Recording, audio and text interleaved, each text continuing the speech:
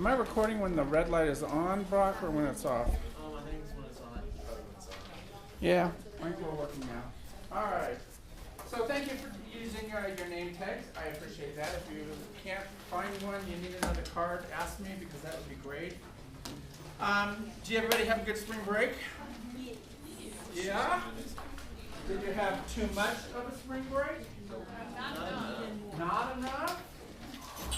Did you guys sleep enough? Nope.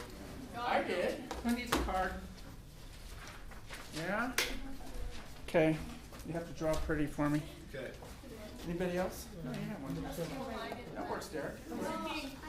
Yeah. Oh, you women. God, you raise my hand when I have my back turned to you.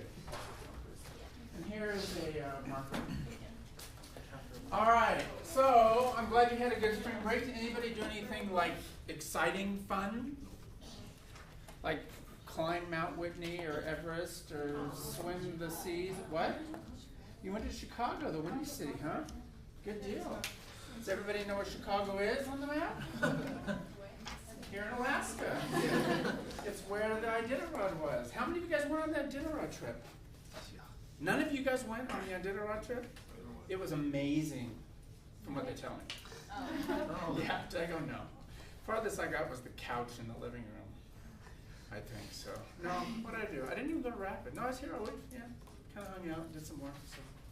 Well, it's good to see your smiling faces again, and I know you're glad to see me. Of course. Yeah, thank you very much. Hello there.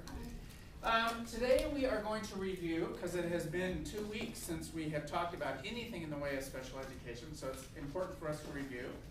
We're going to talk about Chapter 7, which is emotional and behavior disorders, of which there are 5 categories. So we are going to chit-chat about those, so you guys have some knowledge of that when it comes time to take our test 2. We are going to determine why these disorders are difficult to diagnose. You might want to be thinking about that. We're going to define and discuss eating disorders. Why do you think we have eating disorders on this list?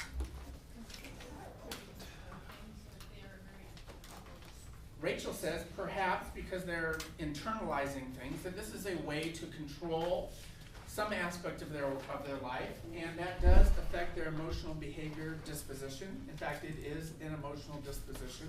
We'll learn a little bit more about those disorders tonight, as well as schizophrenia and some of the other things that perhaps you've heard about, but have not necessarily learned about. This is a really, really interesting class session.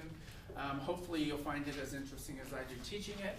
And if you're a reader, I would really encourage you to read the chapter, because there's some awesome stuff in the chapter as it pertains to a whole wide range of things, including depression, mood disorders, eating disorders, depression. I said depression, didn't I? Yeah, a variety of things. So, and then we're going to work on our projects, because my sense is that not everybody is towing the mark. It's some of you are going, projects? What projects?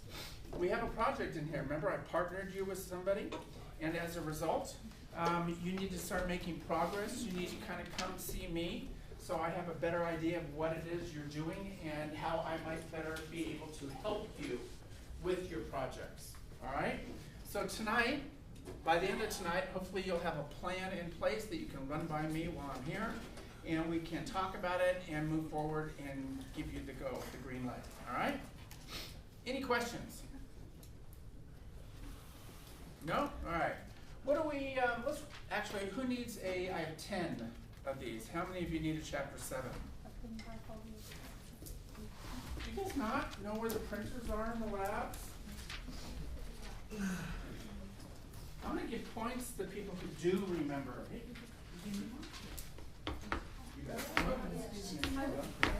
I think I'm going to do that, actually. Seriously. Starting next week, I'm going to give points to those people who, come on. I know people over here need one. Main card, chapter summary. Where's my pen? I was watching it and then Thank you, Missy. Who else needs one? Come on, don't be shy if you need one now. You're on the girl. You're a big girl. All right, and I have one. All right. Before we get into this, let's talk about what we spoke about last 2 weeks ago? No. 3. 3, because I canceled class. Oh. So that's all in here. It's your fault. 19th was it? The 18th. Holy smokes, that's almost a month. That's like 3 weeks ago. Okay. Yeah, I was in Boston. Oh, darn. Cancel class, go to Boston. I don't know, how was the snow? No snow. No snow? No snow. You're lucky. The food was awesome. What'd you bought? Has anybody been to Boston? Boston is an awesome city. It's my second time there. Did you go Yeah. downtown? I was downtown the whole time. Yeah. Okay, so I was in Boston. You were not here. You were doing your SPED projects and your assignments because you were making good, valuable use of your time. Uh-huh. So let's go back 3 weeks and talk about, thank you, communication disorders, as Rachel reminded me. 2 components, 2 types of communication disorders. You guys have any clue, without looking at your notes, what those might be? I do. Good, man. Speech. Yeah. Language. You almost looked. Well, these are the wrong notes. Okay. They're not on here. Yeah. Communication disorders is comprised of 2 categories. Very good. Speech disorders and language disorders, all right? Who can tell me a rough idea, whether you're kind of right or kind of wrong or totally right, about the difference between those 2? Brock. Communications like stuttering. As an example of communication disorder, I asked for speech or for language. Oh, so communication would be. No, language would be. Stuttering would be what? Oh, that would be communication. Language, communication disorder Speech or language, which one would be? is the chapter, and we have 2 types, language Yes. and speech. Oh, that would be a speech. Stuttering would be. How many of you agree that stuttering would be a speech disorder? Raise your hand. You have mild support. Well, I'm fairly confident that it is. On a confidence level of 1 to 10, Brock is fairly confident. Is that 13? So, of those who, raise your hand if you agree with Brock. Keep your hands up so I can see you. Okay, so those of you who disagree, I'm assuming, Bridget, why do you disagree? Because if there's like a language barrier, like between different languages, and you kind of stutter to get the word right, you know what I'm saying? Between different languages. Or like Yeah, between different. up until between different languages. I don't know, like I don't know how to explain. Would it help if we defined language disorder? Good stretch. I like the whole thing. I was gonna raise my hand too after my stretch. Okay, Dave. Stuttering is a language disorder because you learn it. I mean, no one teaches you stuttering, but you learn your language, and if you learn it incorrectly, you stutter. So And if I was we- confused last week or 3 weeks ago too because you wrote stuttering under the speech disorder Well, where you told me it did Yeah, not and belong. you I told you in class I it got did in not. I trouble. said it was a I mistake. got in big trouble, so. But we decided I this make was- mistakes. Oh, Is- fair statement right there. She said that in class we said as well.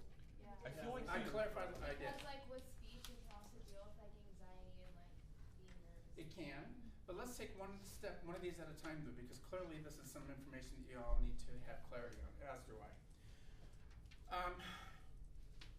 So Dave says, if, Dave? Yeah, It is I'm Dave, right? Dave says, if it's a learned behavior and if mom and dad stutter and that's the language pattern that the child learns, then they're gonna stutter. How many of you agree with that? Is that a possibility? Sure. Is that the main reason for stuttering? No.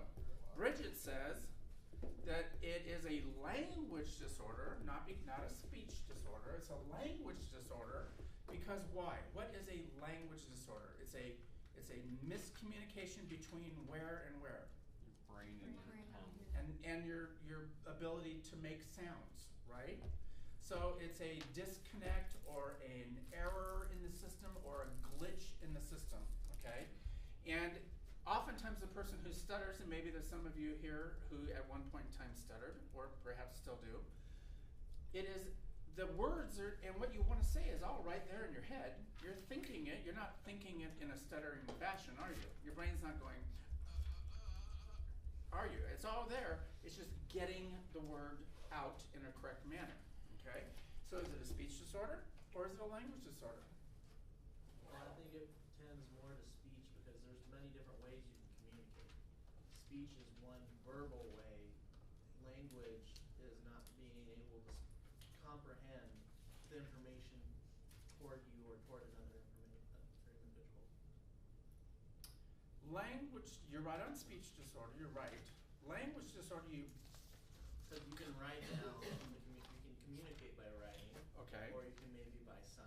Okay, you said you can't understand what other people are saying, and I think what you mean is you understand it because you can write it, right? And you can think it, and in some cases people can sing it. Have you guys been watching American Idol? There's a guy on there who, I forget what his name is, Lorenzo maybe or something like that. I've seen him twice, great singer. But he has a very difficult time talking, he stutters, but he sings beautifully. There's a very famous country western singer, Mel Tillis. Does that ring a bell? Mel Tillis? Yeah, probably not. But he stuttered. He had a very difficult time talking, but he sang beautifully. That's not uncommon. The language disorder that Brock is referring to is not in understanding language and then regurgitating it. It's taking the language that's in your head, in your brain, and there's a problem getting the signal to the proper parts of your speech. The proper part, or the things that affect our speech, if I recall our conversation, have to do with our mouth, right? Mm-hmm. Our tongue and how we place our tongue in our mouth, right? La la la la, ra ra. Our opening of our mouth, our lips. What else? Voice box, which is that vibrating thing down here, and it's also called, the technical word for voice box is larynx. Not to be confused with that other word that sounds like it called pharynx. Okay. What else affects our speech? Your breathing, your breath, your nasal, your sinus cavity, right? Your sinus cavity, are you with me on that? You guys all know that you sound differently when you have a stuffed up nose, or when you hold your nose, you sound different. It's because that flow, that sound that resonates through our sinuses and through our nasal cavity isn't as rich. It's being blocked. Okay, so that's speech and language, and we talked a lot more about those things. But does that kind of help clarify and ring a bell? Nod or shake your head. Okay, and if at some point in here we need a window open because I'm kind of getting hot, let me know. All right, so let's now, any questions though? Dave, did that help? What? Well, because I confused you before because I said it was easy. No, I'm confused It's both. now. Thank you. It's both. Sir. Okay, if we go to emotional and behavior disorders, when I say Elisa has an emotional behavior today, what am I referring to? Her mood could be, right? For whatever reason, she's in a mood. And I would say that based on my observations of her in other settings, right? So if I was to say she's in a mood, that's implying that she is not acting normal. All right. So when we talk about emotional or behavior, we're talking about things that are out of the norm. Behavior that is not normal. What do we base normal behavior on? How do we come up with what's normal? Isn't that why it's so difficult to understand? Could be. But in your estimation, what is normal? There's no such thing as normal. Mary Lou says there's no such thing as normal. But some things are more normal. Like if you have a person who gets so mad at mathematics that they kick buckets and trash cans and pound their head on the desk, that's abnormal, I would say. In our society, maybe Yes. in the mountains of Tibet, that's a normal behavior. Perhaps. Yeah, So but if the it's a person does cultural it every time, it's gonna get normal to you. If a Whatever person- they do over and over again is gonna become normal to you. And that becomes normal behavior for them. So it's whatever they do over and over again. So if I say Elisa is in a mood, right? That means that she is acting out of the ordinary. Who says they're in a mood? Where did I come up with that? That was You were gonna say, right? Okay. Or if we say she's in a bad mood, that's implying that she's not acting the way she normally acts. So that's where we get the basis for our definition. different. But we as a society, as Dave was implying, how do we determine what is normal and not normal? Because it's different for every individual, according to Alicia. And she's right. What's normal for Jim behavior, he might be, a rowdy, raucous kind of a guy who fills up the room with his energy when he walks in, as opposed to Dr. King, who's mellow, laid back, and, it just kind of goes with the flow. That's a difference in our behaviors. We're not all considered abnormal, are we? No. So there are levels of variation in normal behavior. I mean, there are certain social taboos that are pretty much clear for everyone. Okay. What's this? Timeline. It's a continuum. Thank you. Who said that? David. This is our continuum. Why is it a continuum? Because it continues with the arrows. On forever. It never ends. It never ends. So, if we have in the middle this range that we call normal behavior, that is based on a collective understanding of a range of behaviors. Are you with me on this? A collective understanding of a range of behaviors that are acceptable in our particular society. Okay? Don King, mellowed, laid back, very quiet. That's normal for him. It's acceptable. He's not doing anything abnormally weird or outrageous, as opposed to Jim, who is, that guy who just, is the center of attention and draws people to his energy. Right? That's the range. King or Don, Jim. Can I pick on you, Jim? Sure. Okay. So there's everything in between, though, right? Now this curve might even go beyond what I just described. I may just be at the low end of normal behavior, or Jim might be just kind of at the higher end, but there's still more to go. What constitutes this area then? Extreme.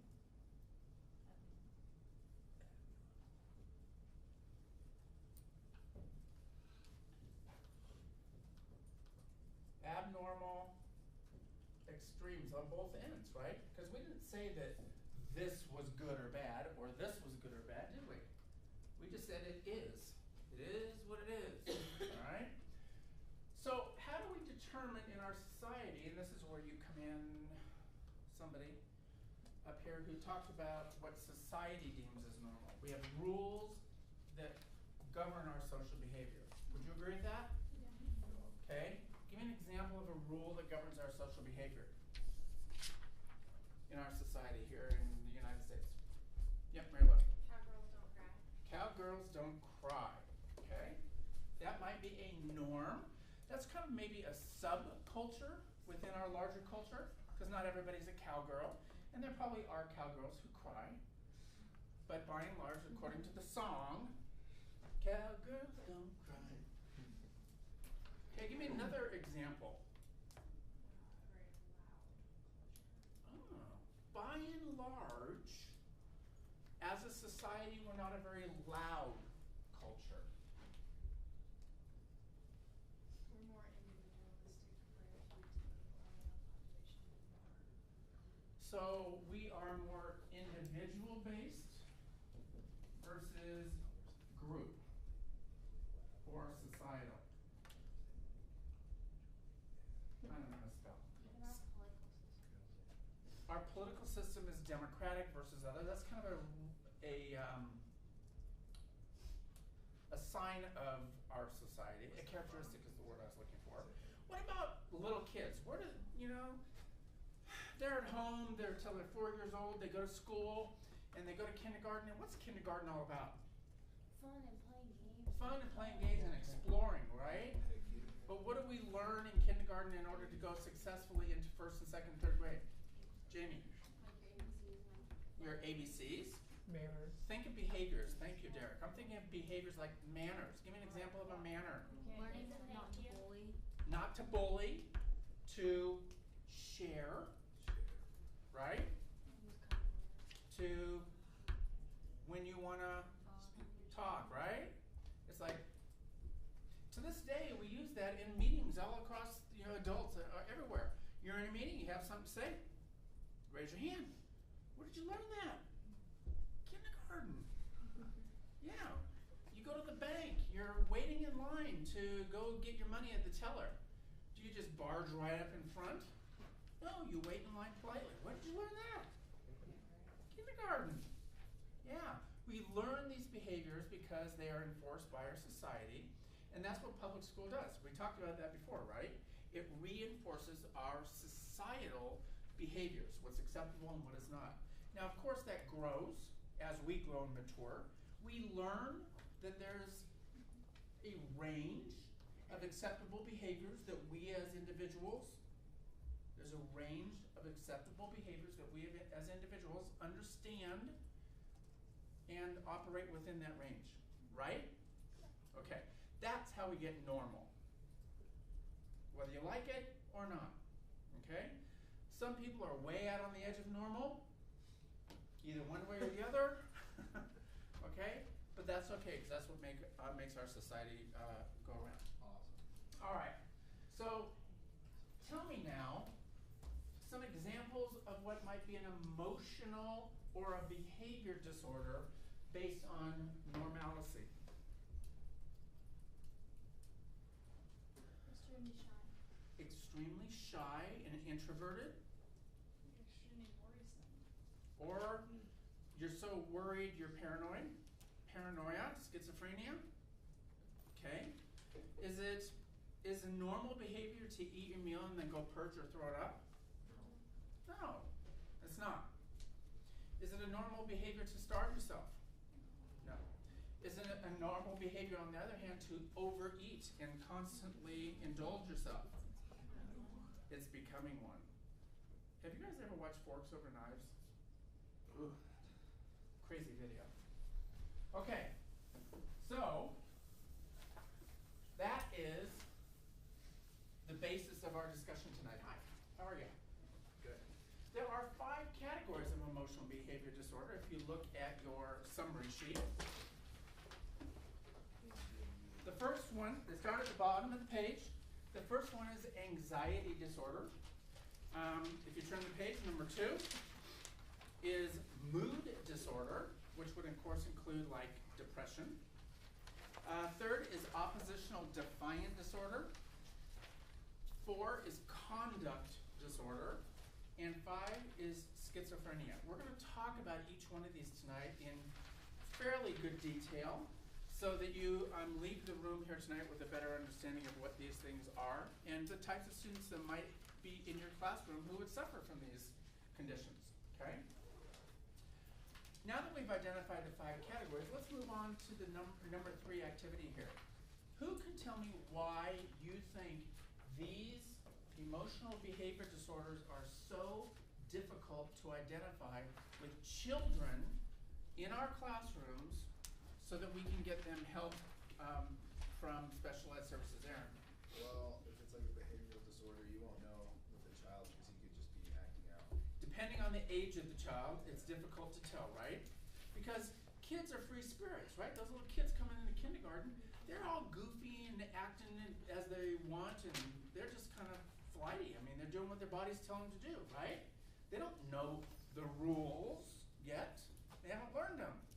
So it's hard. Aaron's exactly right. It's difficult to discern and to identify these behaviors at an early age, unless there are some things that really stand out. Give me an example, and I'm not ignoring you guys yet, I'm just not there yet. Give me an example of a behavior in a kindergartner that might really stand out and that you as the teacher might take into consideration as possibly needing help. Mary Lou. A kid who won't talk to other kids and usually hide behind other things. Okay. A kid who has very low language skills, okay, or 0 language skills. Miranda. Like Peter Pan's. A kid who constantly messes their pants. Now, believe it or not all kids are potty trained by the time they come to kindergarten. They're supposed to be. But you know, many schools now, where you all might teach, have preschool settings. And a lot of these kids will still come to school with diapers or pull-ups on, and they just haven't been trained, potty trained yet. Now, some of you may think that as being odd, but I want you to take a moment and look back over the course of your life and the things that you've done. You know, at one point in time you didn't like mushrooms, right? How many of you like mushrooms now? Okay, we grow, we learn, we change. We're all developed, is what I'm trying to get at a different rate. Some kids learn to get potty trained really early, some walk early, some talk early, and some later, okay? It just depends. So you want to take that into consideration. Why else? I want to see those hands back up. Why else is it hard to identify? Thank you, Dirk. Some disorders like schizophrenia don't show up until later age. Okay, exactly. Like Aaron was saying, age does play a part even in schizophrenia, because indeed, at a later age, that becomes more apparent. Angel.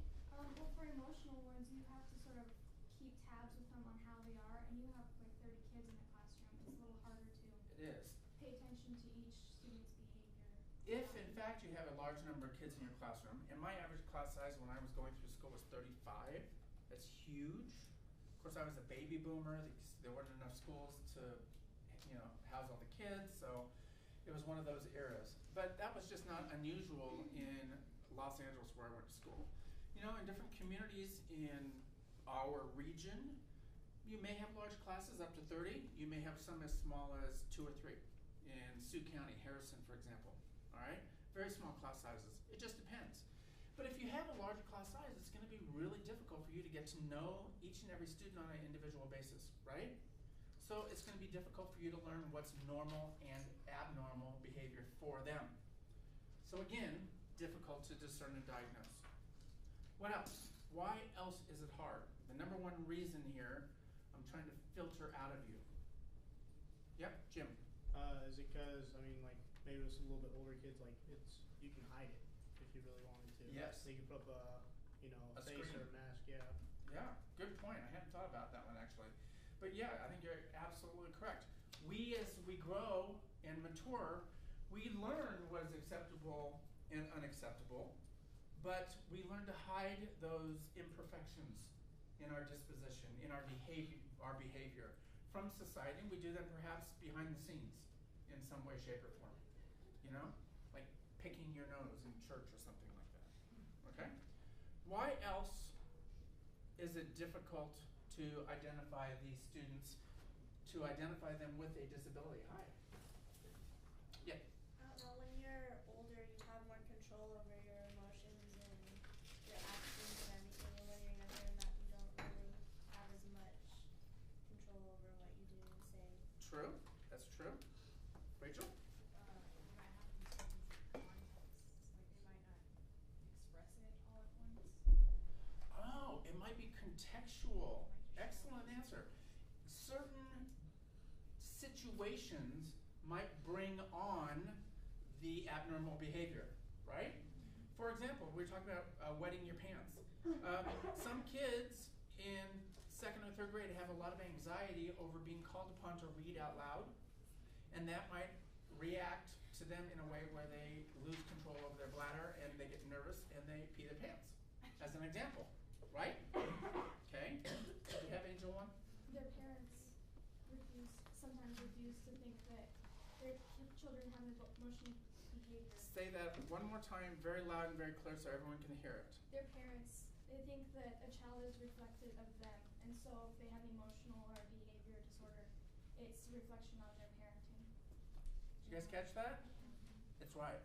That's the number one reason why these disorders are not identified under IDEA. IDEA being individuals with act, right? And in order to be identified with a disability, we have to go through the non-discriminatory evaluation process, right? Yeah. And that process shows whether or not students in our classroom are going to be disabled or not. This is a disability listed in our book, so it's under IDEA, and we will have kids in our classroom. So Angel's spot on. Parents are the ones to blame, so to speak. Let me give you some examples. We have a large elementary population in Chadron right now. You talk with the school counselors, and they are booked solid trying to work with kids who have emotional behavior disorders as well as other disorders. Why? Well, because oftentimes these kids, these little kids, are dealing with big life, real life issues, and they don't have the emotional or the intellectual maturity yet to deal with those things on a proper level. So they need help. You know, mom and dad are going through a divorce. You're in 3rd grade. You don't understand the ramifications and why moms and dads are separated and not living at home.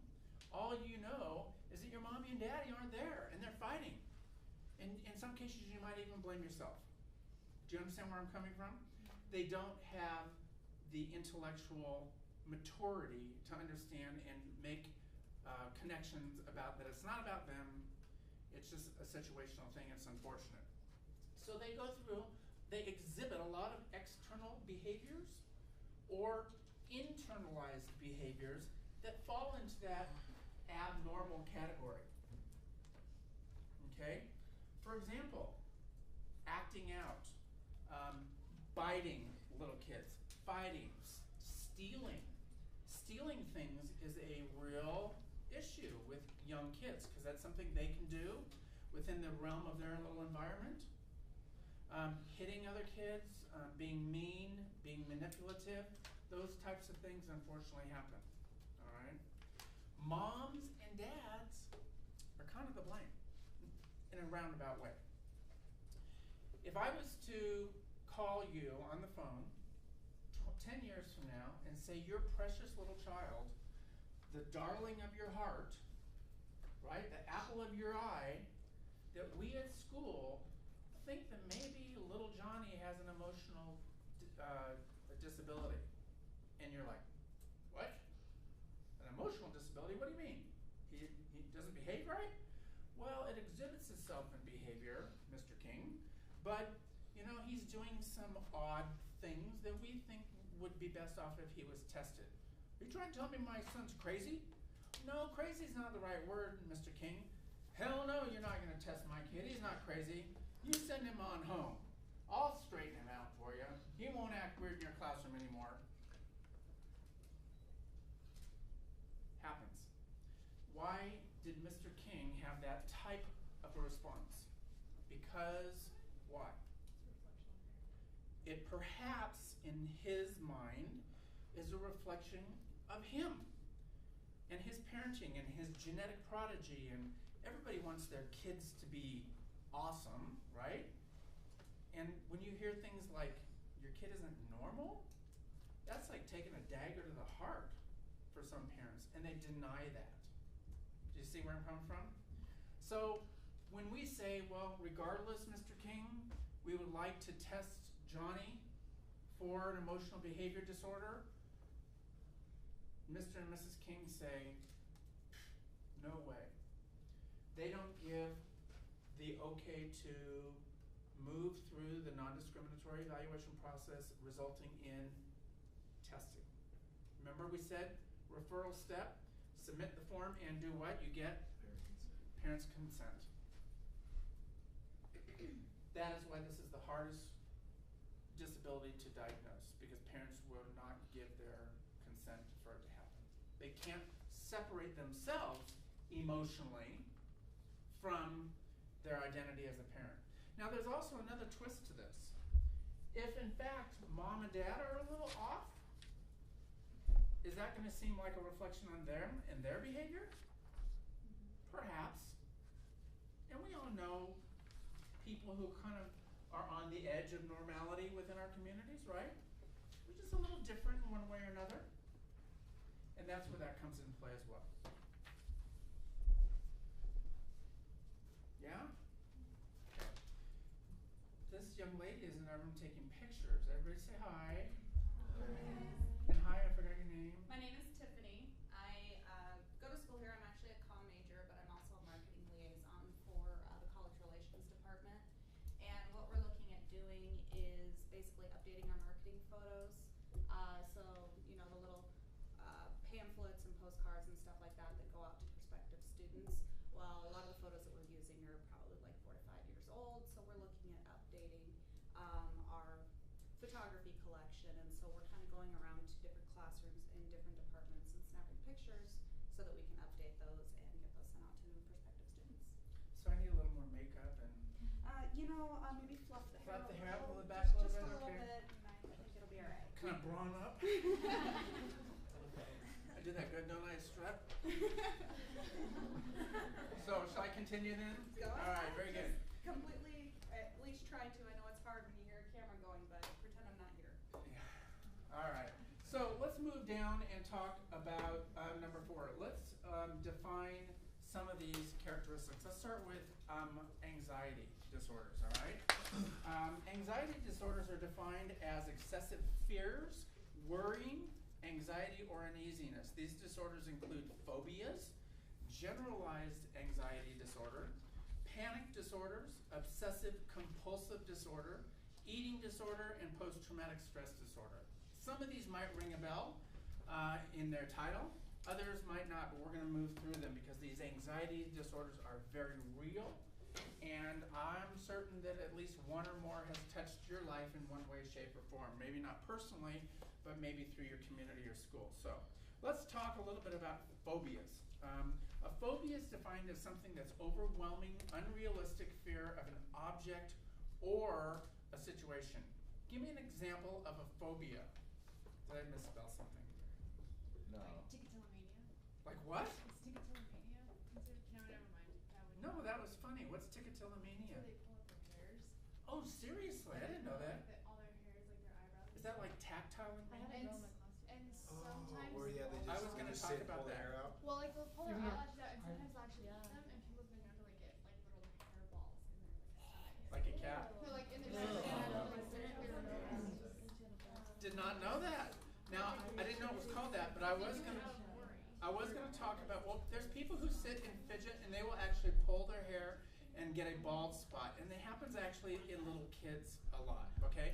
But let's talk about phobias before we get down to some of those things. Did you have something to contribute? My my big brother has arachnophobia. Arachnophobia, very Who good. doesn't? Who guys knows what arachnophobia is? Scary. What? Scared of spiders. It's scared, a fear of spiders. There was a movie, Arachnophobia. Have you guys seen the movie? It's a great Friday night winter movie. Yeah. Okay? Give me another example of a phobia. Claustrophobia, which is what? Very common. Fear of being in a confined, enclosed space. Hang on here. Now, claustrophobia can exhibit itself in other ways as well. It's not like just being feared of being locked in a closet or a steamer trunk. But some people, if you are wrestling and you pin them down, right? They have that fear, that claustrophobic fear comes over them and they panic, okay? That is another type of claustrophobia. Give me another example of a phobia. Acrophobia. And its brother or sister, agoraphobia. Yes, very real. What is acrophobia, Dave? Do you know?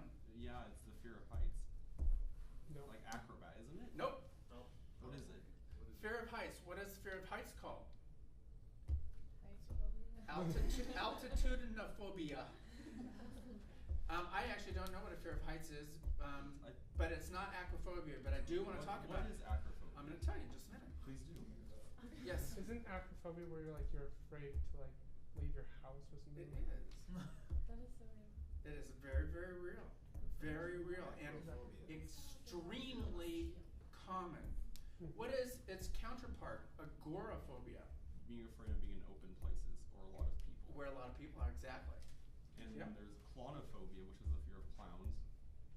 Which, People do I know somebody who has that fear? Not me. Clowns. Oh. Clowns are creepy. People think they look fun. They look mean and scary. Clowns are creepy. What's this phobia like Scary movie phobia? Like I can't even watch like commercials like here, like the scary music. Okay. Oh wait, okay. Okay, Miranda has a question. The one where you leave your house, whatever, is Yep. that the one where you have to like turn off and on the lights a million Nope, times? we're gonna get to that in a minute. That's OCD. Sometimes you? I think I have that. Sometimes. Not hey, you know that brings up Miranda brings up a really good point. You guys, as we move through these disorders and we're talking about the 5 categories of behavioral emotional disorders, many of you are going to say, well, I have that symptom. We all do, okay? Trust me, it doesn't mean you have that, unless you want to come talk to me. But it just means, you know, just like when we talked the first day of class, we all have disabilities of some way, shape, or form. But we manage to operate and function within that normal range.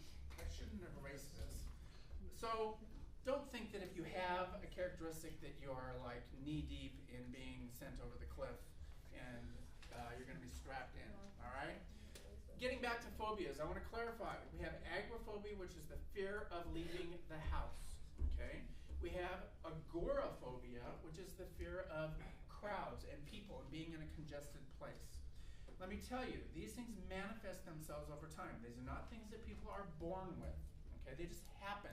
They evolve due to the experiences and the stress and the things that are going on in that person's life at that time, all right? I was in college, my junior year in college, hung around with a group of, oh, I don't know, 10 or 12 people. We had a blast. We did a lot of things together. A group of us got together to go to the movies one Saturday night. It was about 5 o'clock. We had a friend who worked at the movie theater. If we went in and cleaned the aisles of all the popcorn and Pepsi cups, we got to see the movie free. So we were the cleaning crew, right? So we're in there cleaning things up and we're doing a good job and we throw all the stuff away, take the garbage bags out, and we go back in the movie theater and we're sitting down and we're laughing and joking. And there were like 5 of us. And this friend of ours, her name was Meg, girl, was with us. And as people started coming in and filling in the seats around us, she got really anxious. And she'd never done this before. She got really, really anxious, and she just all of a sudden stood up and she goes, I've got to get out of here. And we're like, Meg, what's on? What's going on? And she's like, and she just ran out of the movie theater.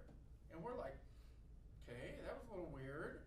So of course we followed her out to see what was going on. She was in the parking lot between the 2 cars, throwing up, okay, tears coming down her face, because she didn't know what was happening to her either. She actually peed her pants, okay? And what this was all about was an agoraphobic attack. You know, she had this anxiety attack that overwhelmed her. This is a very real thing. It is not something that anybody can control. You can't just say, take a breath. You know, collect yourself. This is something that totally puts you over the edge. Your body is deserting itself intellectually and emotionally, okay? That was the first of a series of panic attacks that she had. She got therapy and got better, but the result of that anxiety attack was that she had this fear of leaving the house. She did not want to leave her apartment and go back out into society for fear that she would have to go through that again, right? So you can imagine how difficult that was for her to go to class. And class sizes like this, you know. She was on medication. Once medication kicked in, she was much better, but it took her a long time to get over that, okay? So she had agoraphobia as a result of agoraphobia. They go hand in hand in many cases.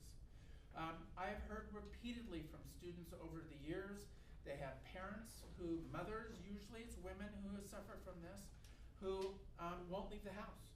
Or they leave the house at odd hours when there's not going to be crowds, where they can go to Walmart at 2 in the morning and they'll have the store to themselves so they don't have to deal with the crowds and the anxiety and the hubbub of people, okay? So phobias of any kind are very real, and you can't rationalize your way out of them, okay?